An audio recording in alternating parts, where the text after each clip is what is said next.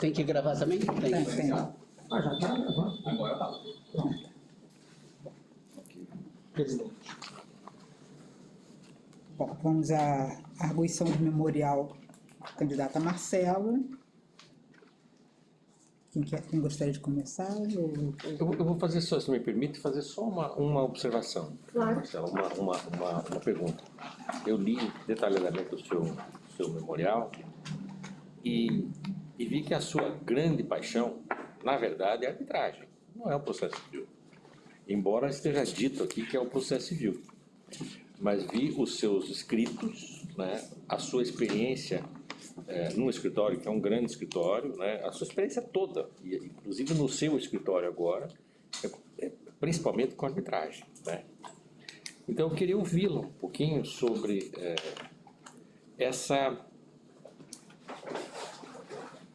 sobre a sua opção em fazer esse concurso para processo civil. Foi por falta de opção, porque não tinha arbitragem? Obrigada pela pergunta, professor. Na verdade, eu até trouxe aqui no meu memorial que durante toda a minha carreira eu conjuguei essas duas paixões e eu acho que a arbitragem e o processo civil se encontram, de certa forma, no âmbito aqui do direito processual e, a meu ver, a arbitragem é processo. Então, me parece que o estudo da arbitragem tem muito a colaborar com o processo civil e vice-versa. Durante a minha trajetória, de fato, eu trabalhei em grandes boutiques de contencioso, trabalhei no escritório do professor Arnoldo Valde, que, aliás, eu trabalhava mais até com contencioso judicial do que com arbitragem. Na minha carreira como advogada, eu sempre trabalhei mais com contencioso judicial do que com arbitragem, mas, de fato, atualmente, a minha virada de chave profissional decorre da minha atuação cada vez mais como árbitra. E isso me parece que traz também uma outra experiência de um outro lado, porque eu tenho toda a minha experiência como advogada no processo contencioso e agora eu tenho uma outra posição como julgadora. E do ponto de vista do processo civil, no meu histórico profissional como professora, eu sempre atuei como professora de processo civil. Então, nas minhas cadeiras de pós-graduação, na UERJ, por exemplo, nas minhas carreiras aqui, minhas cadeiras nos cursos, por exemplo, da Uniflu, até em outros cursos de pós-graduação, sempre lecionei matérias de processo civil, com algumas matérias de arbitragem, obviamente, mas a grande parte foi processo civil. E especificamente na FGV, desde 2019, com uma pequena pausa ali no primeiro semestre de 2020, eu leciono processo civil exclusivamente. Então, eu revezo entre as disciplinas de execução, recursos, procedimentos especiais. Estou com um projeto aqui de abrir uma disciplina de direito probatório na FGV. Então, em momento algum foi por falta de opção. De fato, a minha paixão pelo processo civil, ela é bastante destacada. Ótimo, obrigado. Sei lá, aqui nos artigos publicados, ele é antigo. Eu imagino que você não tenha falado nada, até porque nem tínhamos o código 2015 ainda. Lá no 4.3.3 você tem um artigo na revista de arbitragem, mediação, sobre a produção de prova no procedimento arbitral. Eu queria, na verdade, fazer uma pergunta associada ao tema. Eu queria saber da sua opinião sobre a produção antecipada de prova e os contratos com cláusula de arbitragem. Obrigada pela pergunta. Que imagino que você não tenha tratado em 2012. Não tratei. Eu tive a oportunidade de tratar desse tema, inclusive como palestrante no Congresso do CBMA no ano passado. Estou com um artigo que está para sair, mas não está, porque a gente começa a escrever e ainda não tive a oportunidade de publicar sobre o tema, mas é um tema que, de fato, eu tenho muito apreço, porque é um tema que atualmente está muito em voga, principalmente das recentes decisões do STJ, que consideraram que a produção de prova no procedimento arbitral, quando há uma cláusula compromissória, não pode ser feita no judiciário sem o requisito da urgência. Então, que num primeiro momento eu manifestei uma discordância com essa posição do STJ, me parece que o Código de Processo Civil traz essa produção autônoma de prova de fato, não me parece que esse deveria ser o entendimento fixado pelo STJ. No primeiro acórdão que foi publicado pelo STJ, eu confesso que não foi essa a minha interpretação inicial. O professor João Lessa, ele tem um livro sobre a produção antecipada de provas muito relevante, em que ele trata justamente de uma posição intermediária que me parece muito razoável, que é a ideia de que quando a cláusula compromissória e, portanto, a análise da prova diz respeito ao conteúdo, a análise da própria admissibilidade da prova diz respeito ao conteúdo da cláusula compromissória, ou seja, se insere no contexto da cláusula compromissória, aí sim essa produção autônoma não deveria ser feita pelo judiciário, e foi justamente o primeiro acórdão do STJ. O primeiro acórdão do STJ era um caso em que havia uma discussão sobre a possibilidade de minoritários acessarem determinados documentos de uma companhia. E o que a companhia disse foi: não, minoritários, vocês não detêm 5% do capital social, portanto, vocês não podem acessar esses documentos. E a grande discussão foi: a cláusula compromissória dizia que todo tipo de discussão entre acionistas, inclusive sobre os direitos dos acionistas, deveriam ser tratados na via da arbitragem. Então, muito claramente, naquele caso concreto, me parece que o STJ estava certo. Estava certo em dizer que esse conceito, essa análise sobre a admissibilidade dessa prova, nesse caso concreto, está dentro do contexto da cláusula compromissória. Mas não me parece que o STJ andou bem em dizer e começar aqui a tender a um entendimento no sentido de que todo e qualquer procedimento antecipado de prova leva à remessa à arbitragem. Mas, por outro lado, isso criou um movimento de mercado muito claro. O que se vê atualmente são todas as câmaras de arbitragem adicionando ou portarias ou regulamentos próprios para tratar da produção antecipada de provas no âmbito da arbitragem. Então, vamos ver como é que serão as cenas dos próximos capítulos. Inclusive, eu tenho muito interesse em escrever um artigo sobre esse tema.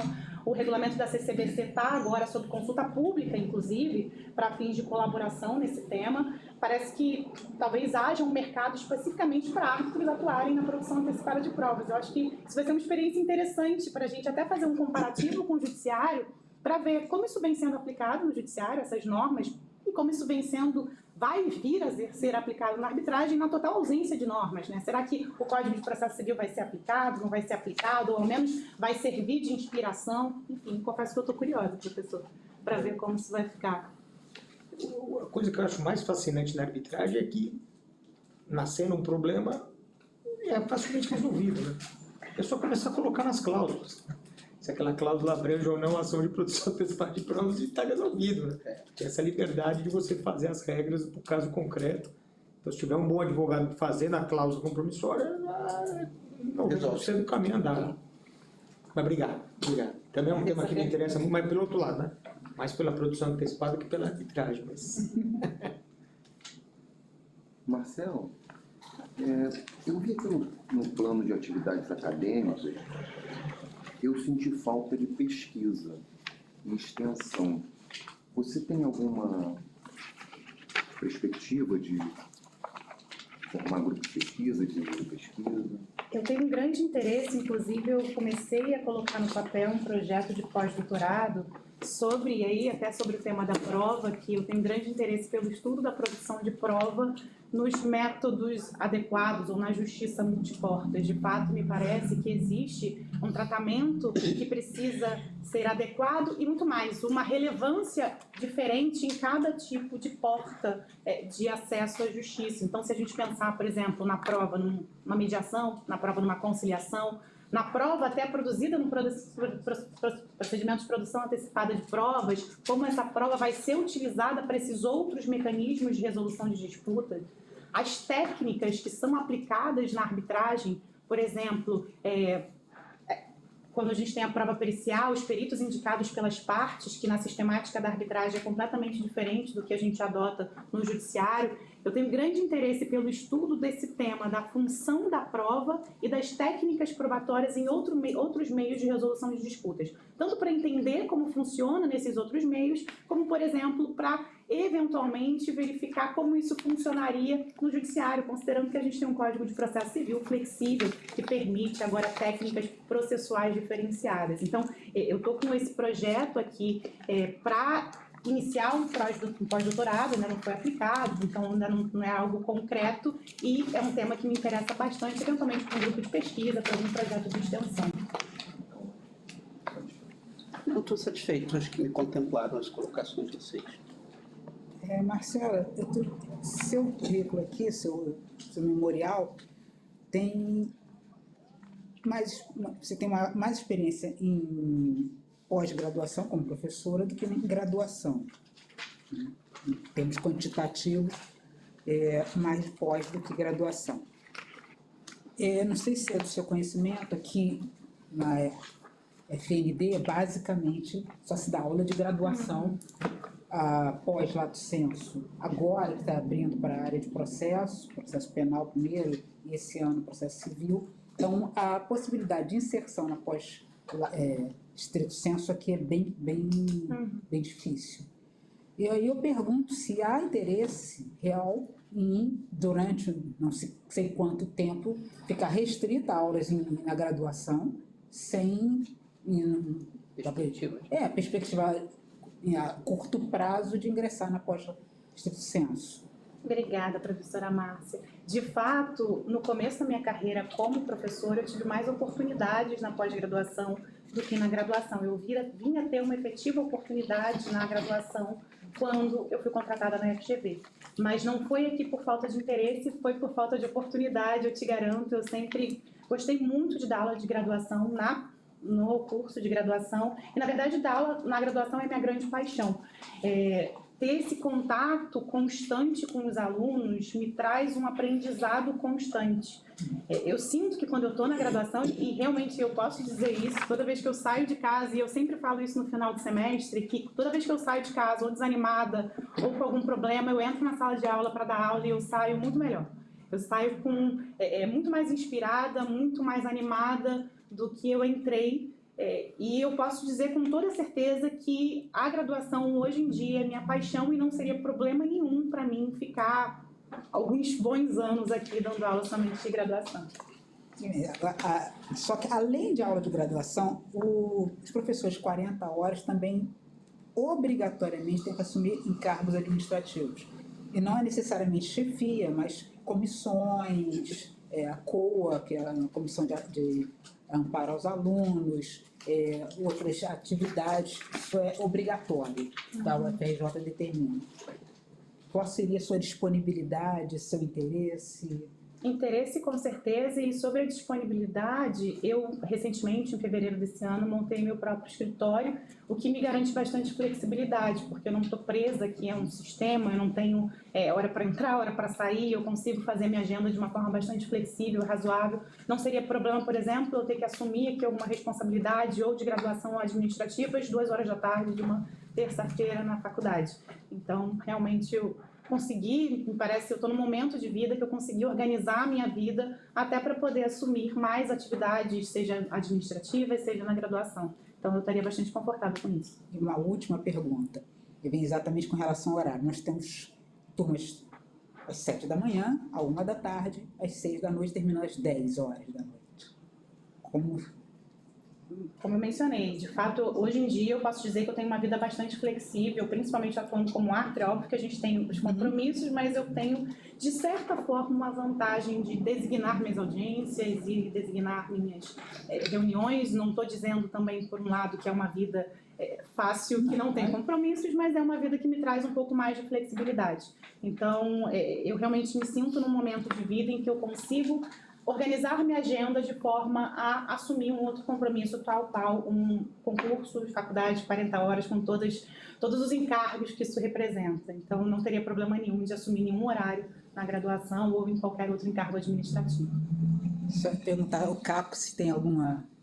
Não, professora, você contemplou tudo que eu achava que deveria ser perguntado. Obrigada. Acho que mais pra frente, e principalmente se houver aprovação, a gente pode conversar um pouco. Maravilha, eu agradeço. E eu tenho uma última que a gente convencionou fazer, nós vamos fazer para os 4 candidatos. Faculdade Nacional de Direito é um destino ou é uma passagem? Eu vejo como um destino, de fato. Eu confesso que a gente não consegue vislumbrar o que vem pela frente, mas eu não tenho pretensão de entrar aqui como uma passagem para outro lugar já de antemão. Eu não vou negar que a maior parte de vocês sabem que eu fiz o concurso para a UERJ, eventualmente abrindo outro concurso para a UERJ. Eu acho que a experiência do concurso é uma experiência muito válida. Não vou dizer que eu não faria, mas eu não vejo esse concurso como um degrau para alcançar outra coisa. Eu tenho muita gana de ter e entrar numa faculdade pública tal qual a Faculdade Nacional de Direito, e eu não vejo isso aqui como uma passagem, de fato. Esse é um concurso que eu... E contando uma anedota, muito tempo que eu não vim aqui na faculdade. E eu vim aqui na segunda-feira depois, salvo engano, de 9 anos. E eu confesso que me gerou um sentimento muito bom. Eu entrei aqui e falei, bom, gostei, eu trabalharia aqui. Então, de fato, me passou um sentimento muito bom a faculdade. Se vocês leram meu currículo e sabem que eu não tenho uma relação tão estreita com a faculdade, eu não estudei aqui, eu não fiz nenhum tipo de curso de extensão aqui, mas eu me vejo trabalhando nesse lugar. Então, eu não vejo isso como um degrau para nada na frente. Eu realmente gostaria de trabalhar aqui. Tudo bem. Obrigada. Obrigada. Obrigado, Marcelo.